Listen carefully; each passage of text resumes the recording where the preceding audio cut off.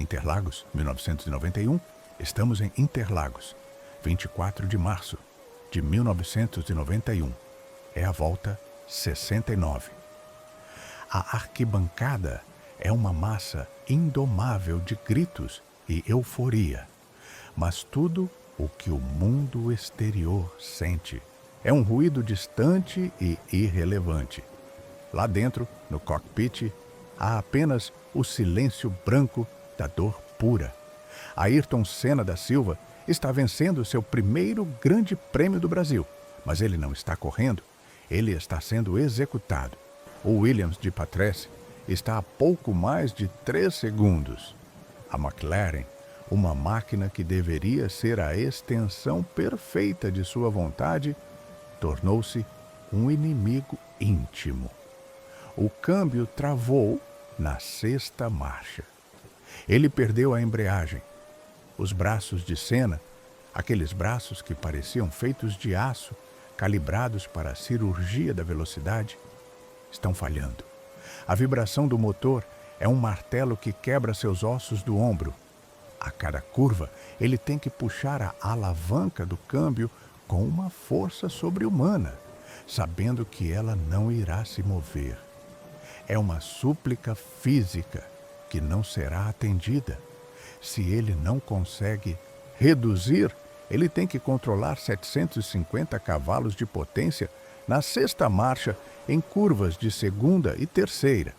É impossível, é estúpido, é uma agonia que transcende o esporte e entra na teologia. Olhe para o rosto dele, no último setor. Ele está lutando contra a própria náusea. A boca está aberta, buscando um oxigênio que a pressão G e o calor de 50 graus lhe negam. Ele está chorando sob o capacete. Mas ele não vai parar. Ele cruza a linha de chegada. Venceu. O rádio está mudo. Não há energia para a celebração. Ele mal consegue levantar o troféu. Ao parar nos boxes, ele grita por ajuda, a voz rouca, quase inaudível. Eu não consigo. Tiram-no do carro, exausto, um trapo humano, os músculos do pescoço em espasmo, os ombros imobilizados. Seus enfermeiros o carregam e ele vomita. O cheiro de gasolina e suor amargo se mistura ao champanhe da glória. E é aqui que eu pergunto a vocês, adultos em plena batalha, pais e mães que tentam equilibrar a planilha financeira com a presença no jantar, profissionais que sacrificam a madrugada pelo prazo. Por quê? Por que suportar o inferno, a falência física, a humilhação do corpo, apenas para garantir 10 pontos no campeonato? Se o objetivo final fosse apenas a vitória, o resultado, ele poderia ter parado na volta 65, abandonado e poupado seu corpo para a próxima corrida. O custo-benefício físico e mental era desastroso, mas Ayrton Senna não estava ali pela vitória. Ele estava ali pela prova. Ele estava ali para honrar a força que ele acreditava ser maior que ele. O compromisso absoluto, a execução perfeita, o espírito inquebrantável. Ele estava ali para provar que há um poder. Chamem de fé, chamem de propósito, chamem de Deus, que reside acima do resultado imediato daquela corrida. Esta é a nossa tese. Porque vencer nunca foi o objetivo final de Ayrton Senna. Ele não perseguia o troféu, ele perseguia a transcendência. E a busca pela transcendência é a mais urgente lição que um adulto maduro, esmagado pela rotina e pela tirania das metas, pode aprender. Ayrton nos ensinou que existe uma religião no processo e que o nosso Deus está acima do resultado. Da Ossa 2. O paradoxo do controle entre o caos da chuva e a paz do pneu slick. A vida adulta, entre 30 e 55 anos, é a gestão crônica do caos. É equilibrar a performance trimestral com a crise de identidade do filho adolescente. é a sensação de que o chão está escorregadio e você está tentando fazer a curva na velocidade máxima. Ayrton entendia a inconstância do mundo melhor do que ninguém. O grande prêmio é o palco da aleatoriedade máxima. A falha mecânica inesperada, o erro de cálculo do adversário e, crucialmente, o clima. Pensem no clima como as forças incontroláveis da vida. A recessão, a demissão inesperada, a doença súbita, o mercado que muda da noite para o dia. O piloto medíocre reza por sol e pista seca, porque ele se sente no controle. Senna, no entanto, se elevava na chuva, porque ele era o mestre do molhado, porque ele entendia o paradoxo do controle. Você não pode controlar a chuva, mas pode controlar a reação à chuva. E essa reação se fundamenta em um processo interno de dedicação quase doentia. A liturgia da preparação, a excelência tardia. Vocês, que estão na meia-idade da carreira, talvez sintam o peso da fadiga. A tentação de usar a experiência acumulada para reduzir a preparação. É o executivo que não lê mais a literatura de mercado, porque já viu esse filme antes. É o pai que acha que pode gerenciar o relacionamento com a família em piloto automático. Senna não fazia isso. Ele era um perfeccionista insano, mas essa insanidade era a sua devoção. Ele passava horas após a sessão de treinos debruçado sobre os dados da telemetria, não apenas para corrigir a falha óbvia, mas para buscar a micromelhoria que ninguém mais via. Ele estava buscando o 10º de segundo, que não era visível ao olho humano. Lição para o adulto maduro. Onde você está negligenciando os seus próprios dados? O seu processo é a sua planilha de preparação, não a sua planilha de resultados. Você consegue justificar que dedicou 100% do seu foco à reunião mais importante da semana?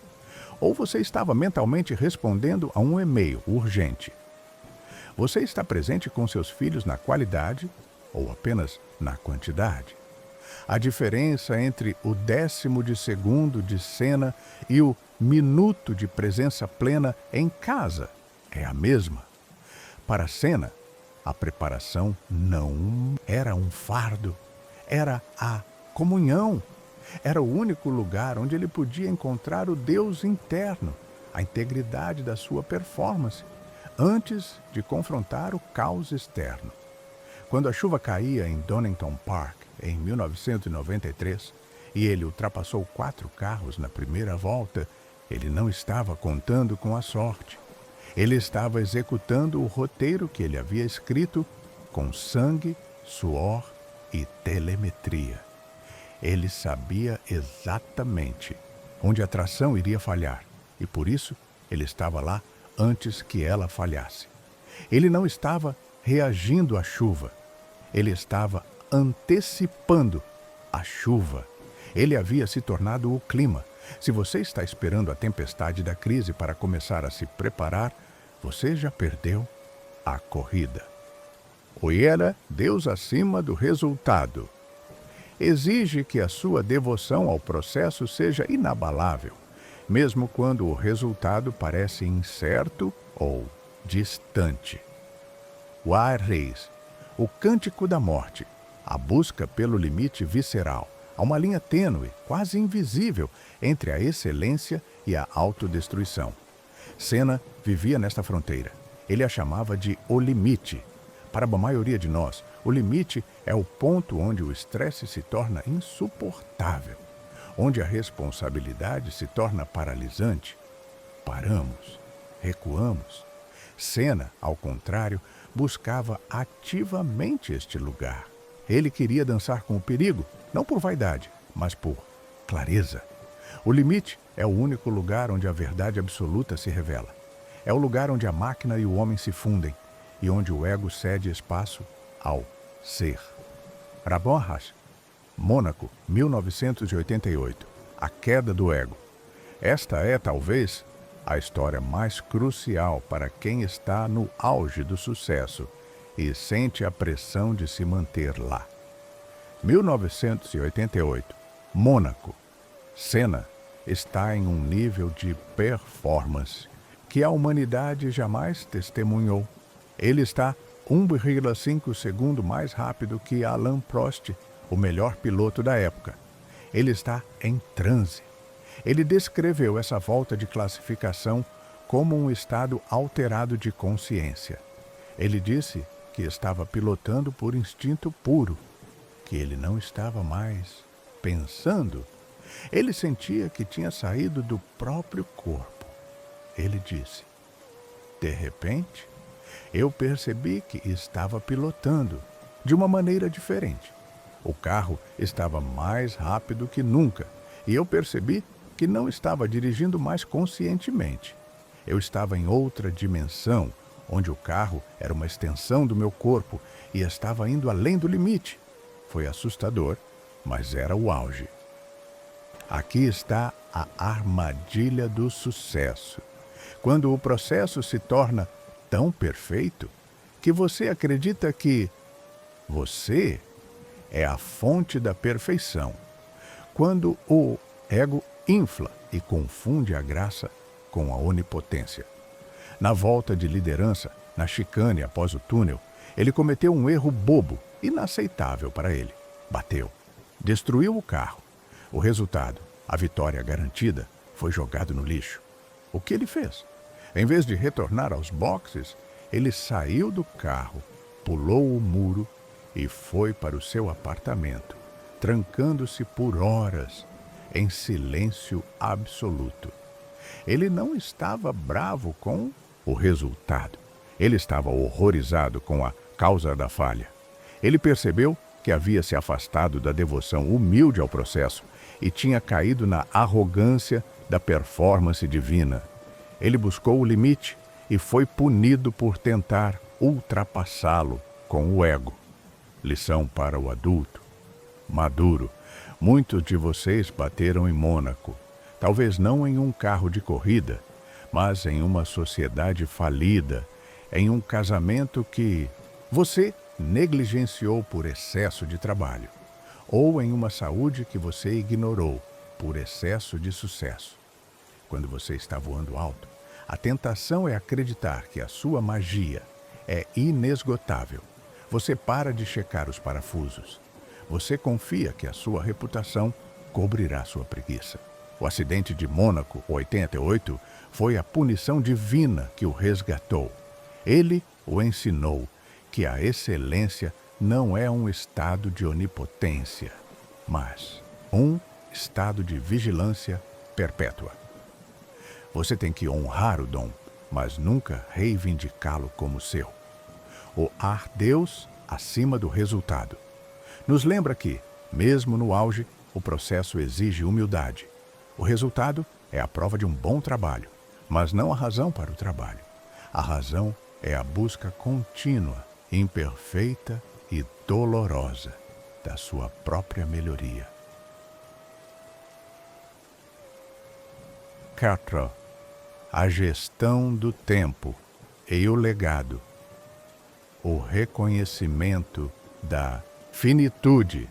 A grande crise dos 40 anos não é a carreira, é a percepção visceral da finitude do tempo. Senna, nos seus últimos anos, passou por essa transformação de maneira muito pública. Ele começou a falar menos sobre pneus e mais sobre propósito, menos sobre pontos e mais sobre Deus. Quando você tem 25 anos, o tempo é infinito e o resultado é tudo. Quando você tem 40, o tempo é o recurso mais escasso e o legado se torna o novo resultado. A batalha por cada milissegundo, o valor do tempo. Senna era obcecado por cada milissegundo em uma volta. Para ele, o tempo era ouro e precisava ser extraído com violência. Ele não aceitava que a máquina ou o corpo limitassem o seu tempo. Lição prática de gestão do tempo. Onde na sua rotina profissional ou familiar você está desperdiçando décimos de segundo que se acumulam em horas perdidas? A reunião de trabalho que poderia ser um e-mail. Os 15 minutos que você gasta rolando o feed antes de se levantar da cama. O tempo que você dedica a corrigir o erro dos outros, em vez de investir em treinamento preventivo, a preparação. Para Senna, o tempo na pista era sagrado. E ele nos pergunta: você está tratando o seu tempo como um recurso sagrado ou como lixo descartável? O adulto que vence a corrida da vida não é o que trabalha mais horas, o resultado do esforço, mas o que trabalha com a máxima intensidade e presença na hora certa, o processo da excelência. O legado acima do campeonato. Em 1994, Senna estava na Williams, uma máquina que não estava respondendo à sua vontade. Ele estava infeliz, mas não estava derrotado. O que mudou em seu foco? Ele estava cada vez mais preocupado com a segurança e com o destino de seu país. A Senna Foundation, na época, uma ideia em gestação, era o seu novo projeto. Ele estava investindo energia naquilo que era verdadeiramente eterno. Se a vitória fosse o objetivo final, ele teria dedicado todo o seu foco a consertar o Williams. Mas ele estava olhando além. No dia 1º de maio, em Imola, ele teve a famosa conversa com o professor Sid Watkins, o médico da F1. Watkins sugeriu que Senna parasse de correr e fosse pescar com ele, fugir daquele ambiente perigoso. Senna hesitou, mas recusou. Ele disse que não podia desistir. Por que não podia desistir? Porque a desistência seria o abandono do seu processo, da sua devoção. O Deus acima do resultado não exigia que ele vencesse em Imola, mas que ele honrasse o seu compromisso até o fim. Ele tinha que honrar a busca pela excelência, mesmo sabendo que o risco era máximo. O legado para a família. Muitos de vocês, 40, 55 anos, estão no ponto de inflexão. A carreira exige mais, mas a família exige a definição do seu legado. Seu legado não é o tamanho do seu portfólio. Seu legado é a qualidade da sua presença.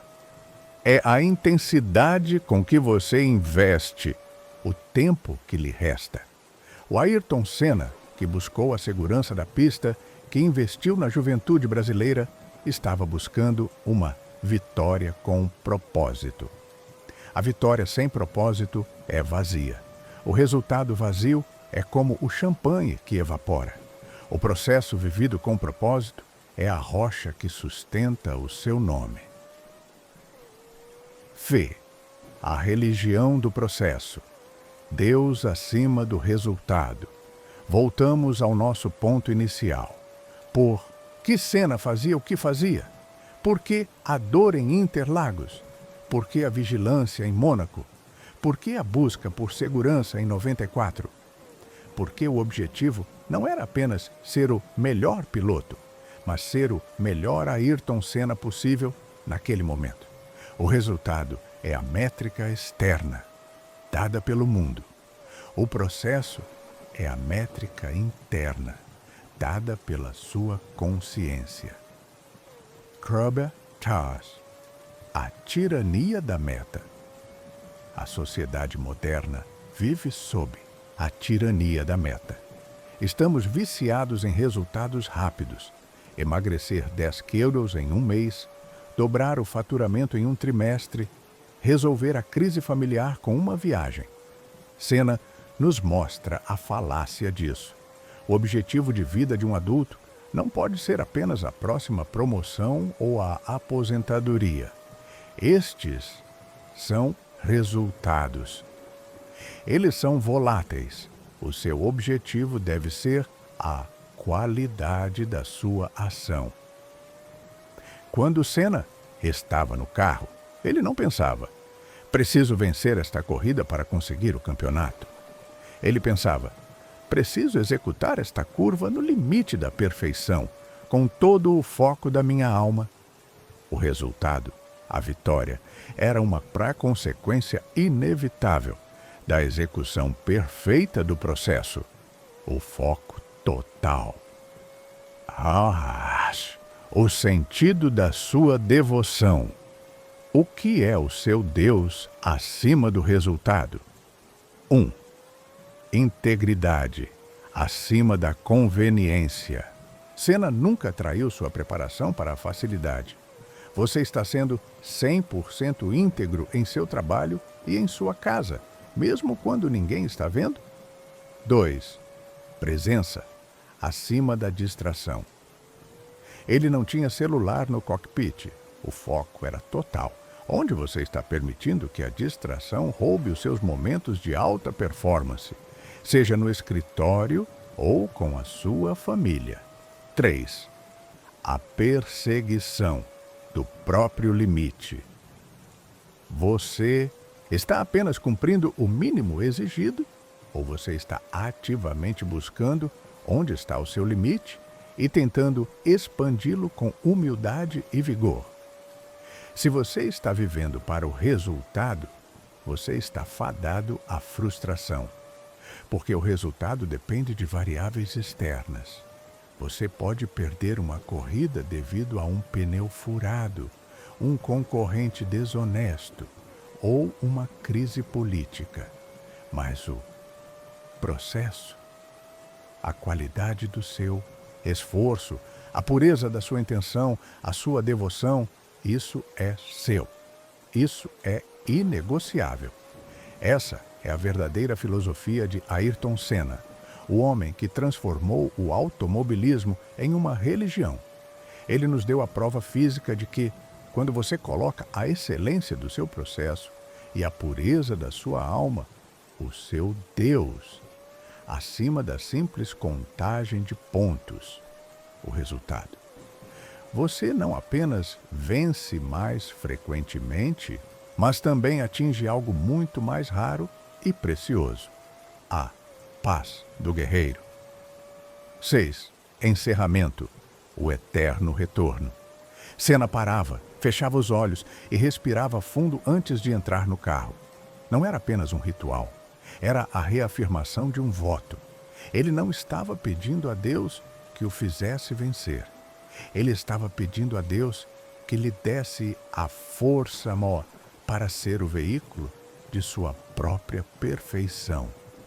O objetivo não era o troféu no pódio. O objetivo era a volta de classificação que ele pilotava além da consciência. A volta que era pura arte. Ele buscava a obra-prima. A vitória era apenas o recibo.